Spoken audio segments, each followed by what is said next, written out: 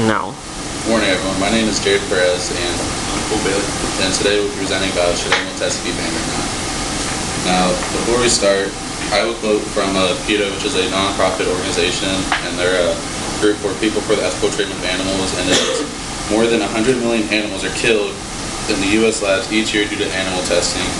And then another quote they had on their webpage was currently 9 out of 10 experimental drugs fail in clinical studies because scientists cannot accurately predict how they will behave when people based on laboratory and animal studies. Now, going from that, Peter Tatchell, he's a British human rights campaigner, and he said in his novel, Why Animal Research is Bad Research, that animal testing has been occurring since the early 300 BC years. And philosophers such as Aristotle and Herophilus, they've been performing on animals to compare human bodies to animal bodies, and we still to this day use that method when we are testing.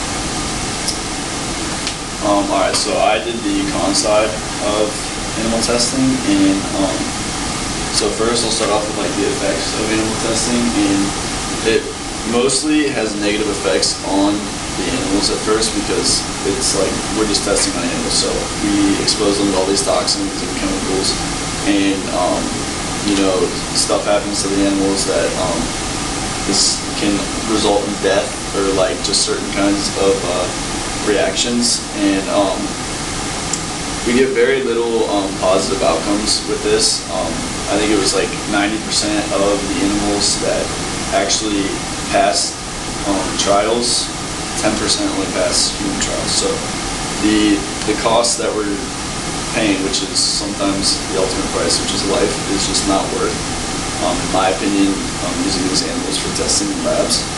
And then I had an example, we have cured cancer and lice for decades, but simply it did not work in human trials, and it still has not worked in human trials today.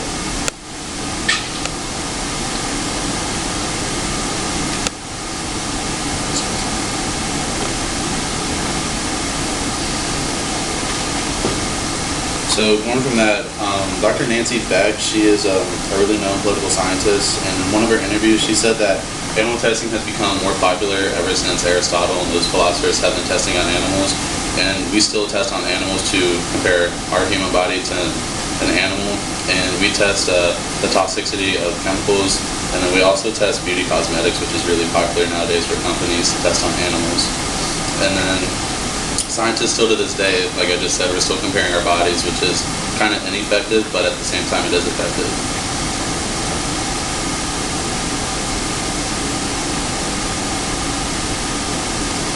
Alright, so a lot of the process is really just asking if like the test or the cure or medicine is ready for human trials, and most of the time we don't really know.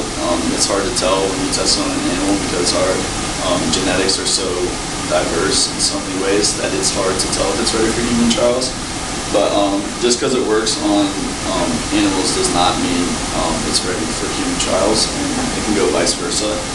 And like I said earlier, 90% of the cures that work on animals, 10% don't work on humans, so it's kind of like not worth it.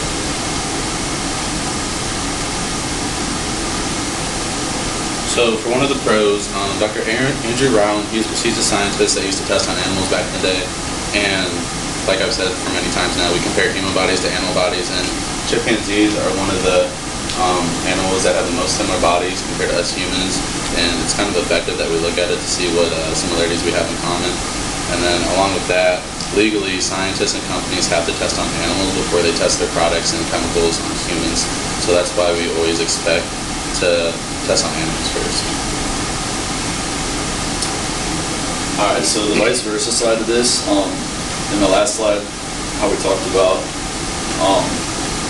if it was ready or not, some of these cures that we're taking and they're passing animal trials, if they don't pass animal trials, we're just kind of throwing them out. And some of these cures that actually don't work on animals work on humans.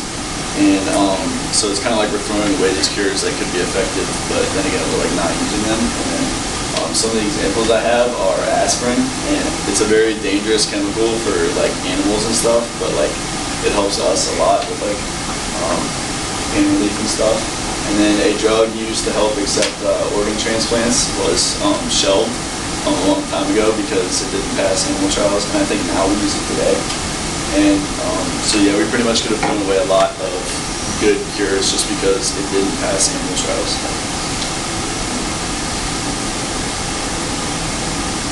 So when these big companies and these laboratories are testing on animals, they're coming up with this new or policy or motto, whatever you want to call it, called the 3 Rs, which is reducing, replacement, refinement.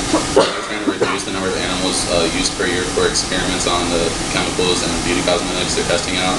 And they're trying to replace animals with alternative testing, like using this technology we have in the 21st century, and keeps evolving to better technology. And then they're trying to refine the procedures and experiments they put these animals through because of all the harm and all the deaths that go up every year.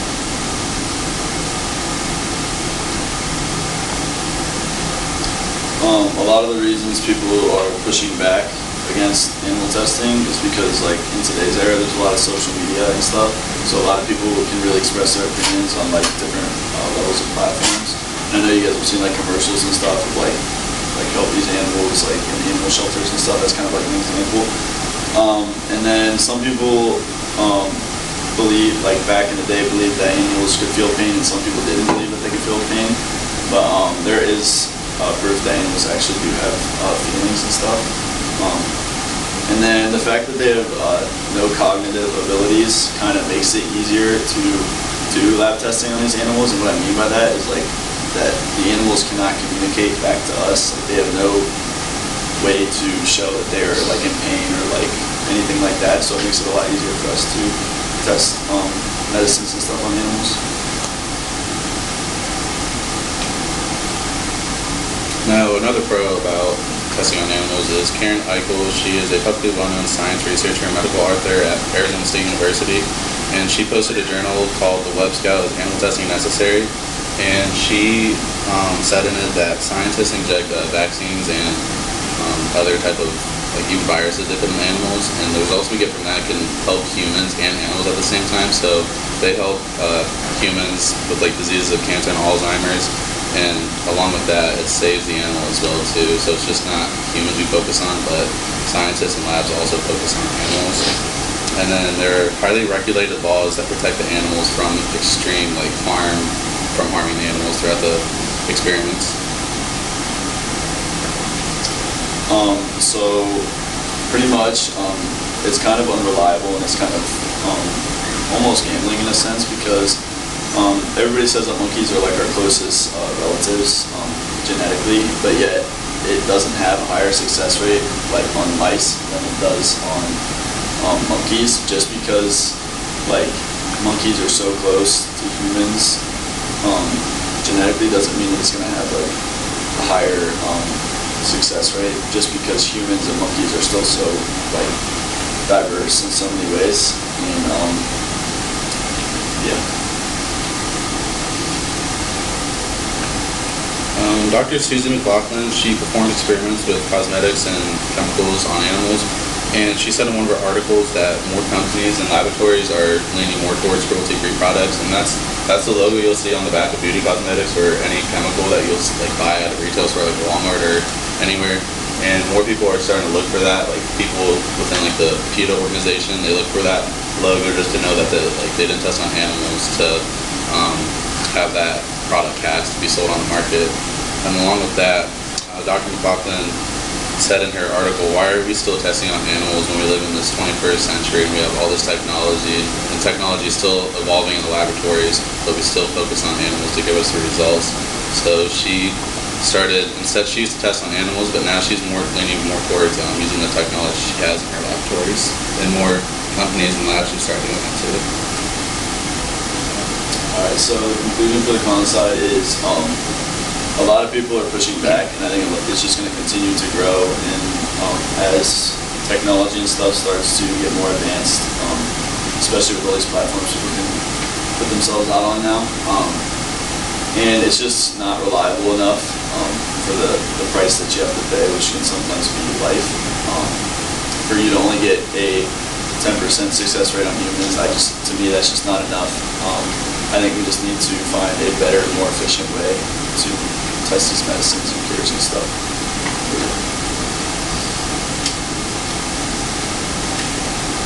So in the end, that animals should be treated the same as humans. We don't do extreme and harsh experiments on humans like we do for the animals. And we should be leaning more towards cruelty-free products like I had in the last slide. And then we should have like more of the, at least same morals that animals are the same as humans and their lives like matters even though they're in the wild. And we shouldn't just take them from their homes and put them in these laboratories and have these harsh conditions for them.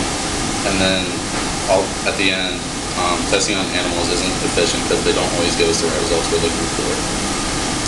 That's our presentation. Thank you for listening.